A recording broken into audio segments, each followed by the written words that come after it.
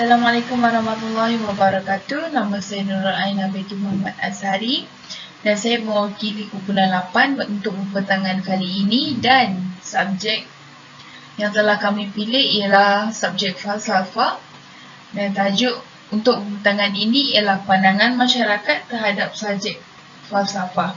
Berikut merupakan ahli kumpulan saya.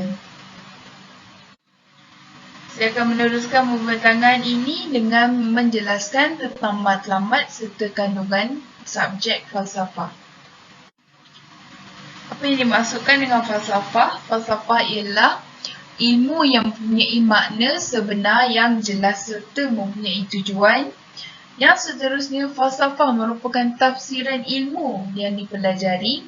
Yang ketiga ialah tafsiran ilmu ini mempunyai cara serta bentuk pemikiran yang tertentu mengikut bidang dan juga cabang ilmu yang diceburi.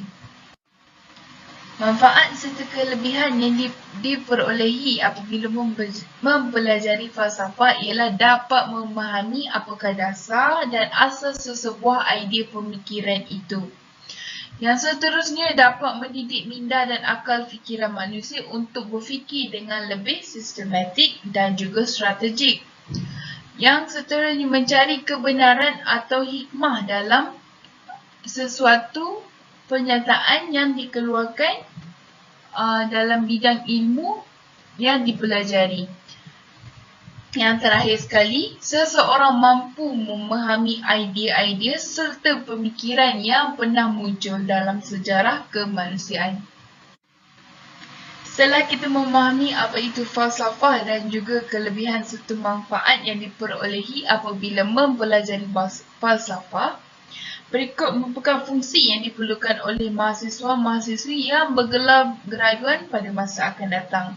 Fungsi yang pertama ialah fungsi pandangan dunia, iaitu di mana fungsi ini berupaya untuk membantu para graduan untuk melihat aspek yang baru. Yang kedua ialah fungsi kritikan sosial, fungsi metodologi falsafah. Kedua-dua fungsi ini bertujuan untuk melatih para graduan untuk lebih mahir dalam sosial dan juga memahami konsep sesuatu ilmu yang diutarakan. Yang seterusnya ialah fungsi ideologi, di mana fungsi ini boleh membantu para graduan untuk mengeluarkan sumber ilmu ataupun sumber-sumber idea yang baharu. Yang ketiga, yang seterusnya fungsi pintar dan juga fungsi refleksi budaya. Saya akan meneruskan pembentangan ini kepada pembentang yang seterusnya. Sudut pandangan masyarakat luar mengenai subjek falsafah. Melalui penyelidikan, ringkas kami mendapati bahawa subjek falsafah ini amat membantu kepada masyarakat.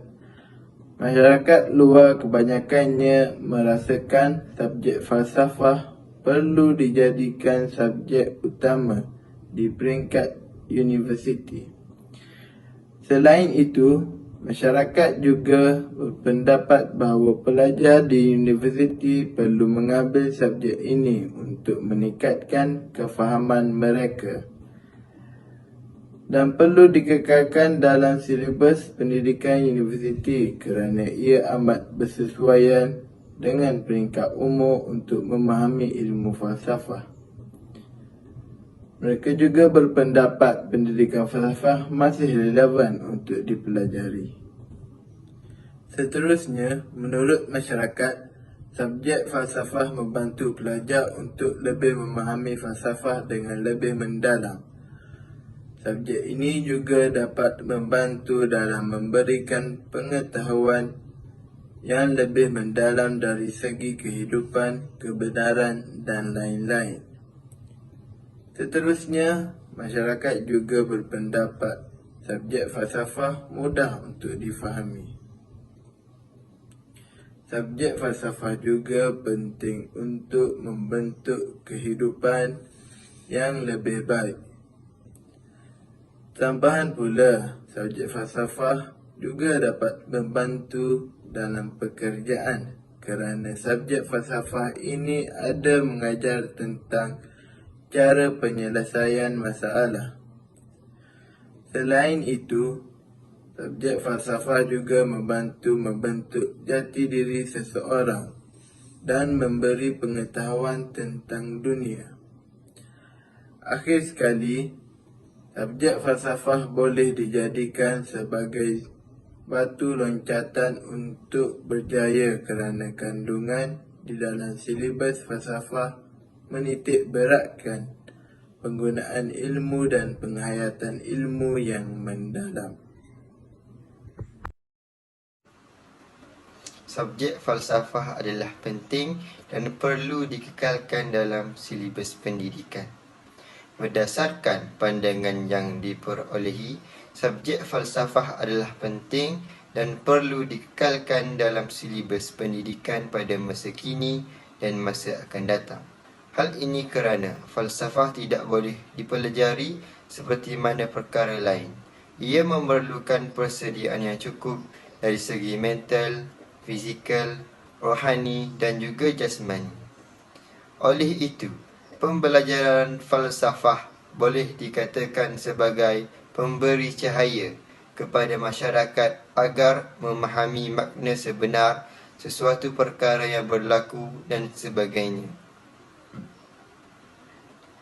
Pada masa yang sama, pendidikan falsafah perlu dikekalkan kerana mempelajari falsafah dapat untuk mengelakkan diri dari kejahilan, berdiri di atas kebenaran dan menyingkap tabir kebatilan yang menutup kelemahan fikiran. Oleh yang demikian, secara ringkasnya, pembelajaran falsafah adalah penting dan perlu dikekalkan kerana mampu melahirkan anak muda dan masyarakat yang mempunyai pemikiran kritis dalam menyelesaikan permasalahan yang berlaku dalam masyarakat dengan membuat keputusan yang baik. Maka kehidupannya aman dan tenteram dapat diwujudkan. Kesimpulannya, diharapkan pendidikan falsafah dapat dikekalkan dalam silibus pendidikan dan pelajar mulai mementingkan penghayatan falsafah dalam kehidupan seharian. Sampai di sini sahaja perkongsian daripada kami. Kami harap maklumat yang disampaikan dapat memberikan manfaat kepada sesiapa sahaja yang mendengarnya. Sekian, terima kasih.